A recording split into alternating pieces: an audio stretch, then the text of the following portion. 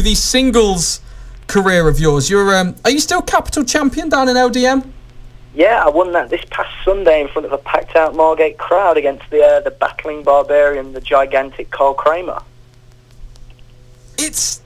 I was doing some research for the show, Paul, and looking at the promotions you've worked in and the belts you've held and stuff, and I just couldn't pull up a definitive list. Do you know how many belts you've held in your career? Yes. How many? I'd say around 12 now. 12 belts. Is that including the tag belts? Not that I had now. Yeah, not that I hold now. Now I hold 5 belts. Wow. It's such a lifestyle being a British wrestler, to be actually being out there working consistently and to hold 5 belts. Is this the peak of Paul Malen's career, or is this just getting better and better as we go on? I'm hoping it's the start. I mean, the LDN Capital title, that's quite an accomplishment, because I'm the only Midlander to hold one of the singles titles there, which is quite an accomplishment. Yeah, very much so. I still believe. Obviously, I'm the UWE Mega Slam Wrestling Champion, the Rebel Pro Wrestling Champion, XWCA Tag Team Champion with Joseph Connors, and then obviously the Southside Tag Team Champion with Joseph Connors as well. So that's 5. Yeah, Joseph Connors just been on saying that you've held a lot more belts than him. And as for me being the manager of the Predators, I could watch the world gently simmer or gently crisp. That's a good one. Yeah, with me and the Ember, LJ Heron, as he's called him. So that'll get... See, here we go. The LJ Heron stuff. Yeah, man, he's my... I'm his lucky announcer. I'll manage LJ Heron one day. Yeah, I've heard it all before. I'll tell you what, no wonder Bam Bam hung up on you last week. he had to go to the toilet and throw up for the amount of bum licking you was doing to LJ. And I said bum licking, I didn't swear. It's mutual. It's a mutual love. Yeah. It's mutual. Well, let me tell you something, right? I've got 5 titles now. Yeah. I know LJ's on quite a winning streak as well, and I want to change that. Okay. How about, listen, hang on, Rob, shut up. Let me talk, okay? LJ, I know you're listening. I know you're you're stood up at the kitchen table. You've got your Transformers lunchbox. I don't know if it's the Decepticon or an Autobot on there, but I know you've got your dry chicken, you've got your protein powder, you're packing it all away, and you're laughing as I'm saying this, but I'm deadly serious, okay? Me and Joe versus you and Rob Maltman. I don't care where it is, but it's got to happen. I would so be up for that. Well, you're mad. Yeah, I know, but give me some content for the show. Yeah. And I want LJ's belts as well. How about LJ step up and defend the title against someone that's deserving of one of those title shots? You see, you say this, obviously Bam Bam took the challenge as well. We've got the LCW promoter, John Shipley, listening at this point. So, John, there you go. You can either put me in the ring and wrestle the Predators and watch me get absolutely annihilated. There we go. It's going to happen. He's going to do it. He probably will. He'd love to see me get battered and just trophy kill on me. Yeah, I'll do it. What the hell? I'll do it. Yeah, of course I would. Of course I would. Okay, get the ambulance on standby. Yeah, just tell him now. Phone it in advance. Like, this is going to be bad news. Oh, dear. And we've got Dean Mitchell from British Wrestling Radio supporting that as well. So, yeah. Oh, great. Yeah, so this could be the end of my career. No, I'll do that. I mean, even from a wheelchair, you'll still be able to talk through a microphone. That's you'll still be able to do the radio show. It's a good point, actually. Yeah, I just won't be able to, like, unless they put a ramp up to the ring, it's not going to happen, is it? No, not really. Wow. I would so be up for that. And also, the best thing about it is, we were talking about Bam Bam Barton. He's just tweeted me and said maybe Paul would sing Gangnam Style if we asked him. No, I will not. I will not. Now, Bam Bam, he's taking the mickey out of me now. And I'm sure you're going to get a lot of other messages from people taking the mick. And they can all stop it, or I'm going to spit my dummy out and I'm going to hang up and go. This is what we like, yeah, like Bam Bam did last week. This is what we like about this show, though. It's proper interactive banter, just wrestlers bantering with each other through me. That's a good thing. And so far, I've basically set up LJ Heron for a match with Bam Bam and with you now. Great. He's going to probably stop being in my show GM, I would say. That could be a job. That could be a available job for you there, Paul. If he stops doing it, I'd gladly do it. Yeah. Just, let me know how much it pays and stuff. And, it pays about the standard British wrestling rate, if I'm being honest. Oh no. Expenses at best. Expenses. Yeah. Oh no. Oh God. I'll get back to you on that.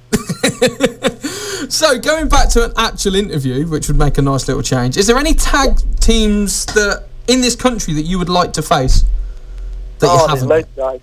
I've heard quite a lot of good stuff about the London Riots. Oh, yeah.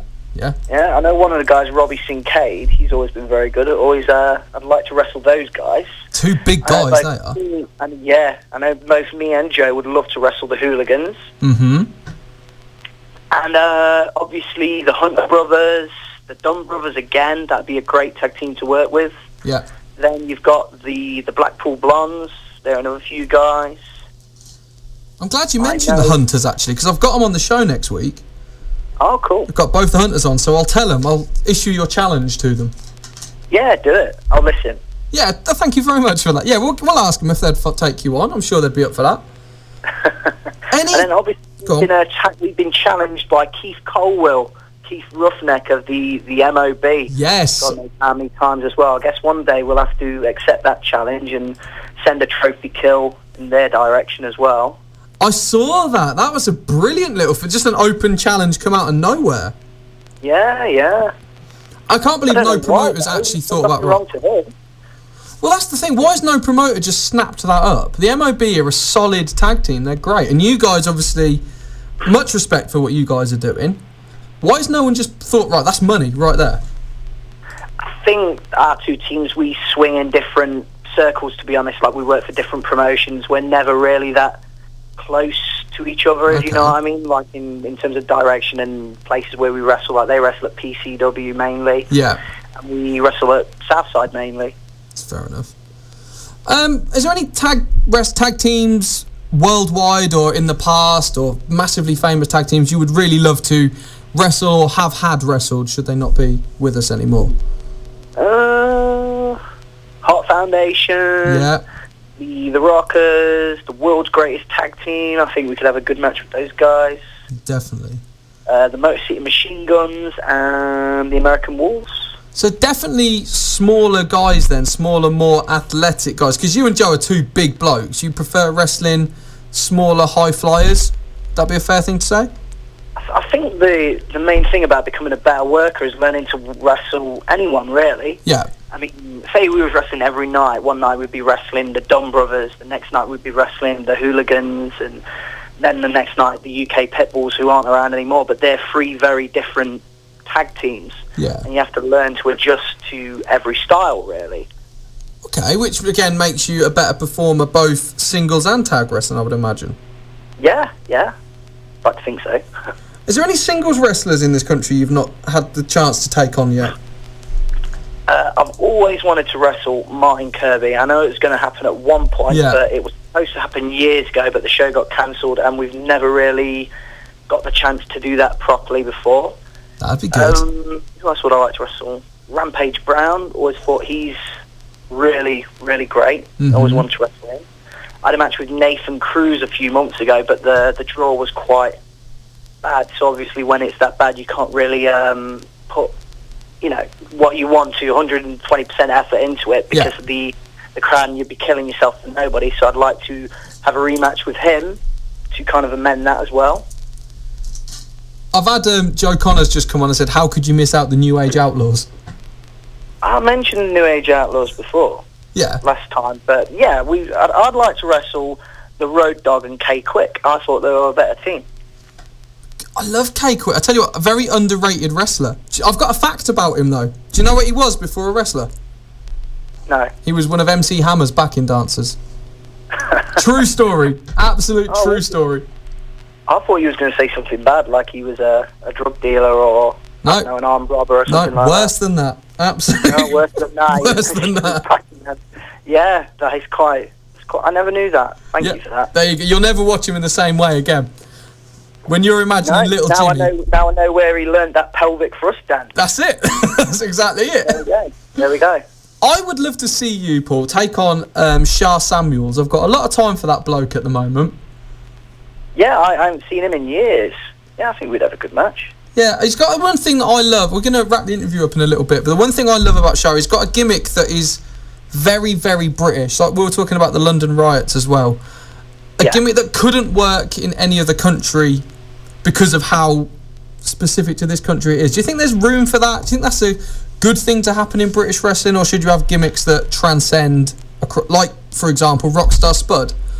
British, but works everywhere. I mean, you've got to have different characters. That's the main thing. You can't just be tied down to one different type of character. From the sounds of it, what you're saying, his character is, you know, very British, where people are trying to get away from being British. If you know what I mean, people are trying to be, like, there's nothing wrong with a Rockstar Spud character, but people are trying to, like, sometimes when you see people wrestle, they talk in kind of like a fake American accent, and they try and hide their real accent, which, you know, obviously accents are different. You've got Birmingham accent, Northampton accent, Nottingham accent, and, you know, all these accents are different, but people try and talk overly OTT and American. And there's nothing wrong with gimmicks. Gimmicks are great in wrestling. People try and stay away from them, but I love it. Yeah, I certainly do. I think there's a massive market for gimmicks in this. Well, in wrestling. So I'd love a gimmick. But I just can't think of one. The Mounties been done. The Big Boss Man's been done. The Berserker's been done. I'll win none. Promise me you never attempt a gimmick like the Mountie or the Berserker. What? I promise. Do you know what? On that note, actually, because I've got Joe Connors is trying to make me laugh heroically with his telling me that you can dance and that you got your inspiration from Vanilla Ice and the Ninja Turtles film. Oh yeah, that was wicked. What? Really? I thought he was making that up. Well, yeah, he's making it up. He's totally making it up. He's lying. I'm trying to save myself. Yeah, you've got an image to maintain, my friend. Yeah, I'll put a video up on Facebook for you. Yeah, do it. I would absolutely love to see that. Good. Joe, Paul Malen, this has been one of the funniest, craziest interviews I have ever done in my life. And I've interviewed Madman Manson. So take from that one. Oh, there you go. Did you mention LJ Heron on Madman Manson's interview? Probably. It seems to be my... Every time you mention LJ Heron, I'm going to ring up or send a nasty text message through. Do it. Absolutely do it. It's not the LJ Heron show. This is the Rob Maltman show. Don't let him steal your limelight. Let him pack his sandwiches and his other crap away and let him go to sleep. Lee, go to sleep. He likes this show. Thing is, with having him tweeting me, it means I've got at least one listener. Oh, yeah, true. I mean, I listen, but I don't have Twitter. I don't use Facebook that well. You're missing out. You're missing out, obviously. We've just been told this is a 5-star interview. How about that? Oh, wow. Do you know what I mean? The education's paying off. I've never been known as 5-star before, but things happen. That's it. Well, together, obviously we're 2.5 stars each, Paul. That's what it comes... Oh, yeah. Well... Probably what it comes down to. Yeah, all right then. I'll let you have that. Excellent. Well, Mr. Paul Malen, I'm going to have to wrap it up, but thank you very much for that interview. That was an absolute pleasure. Thank you very much for having me again. Always a pleasure. And good luck this weekend. Cheers. Thank you very much. No worries, mate. All right. Bye.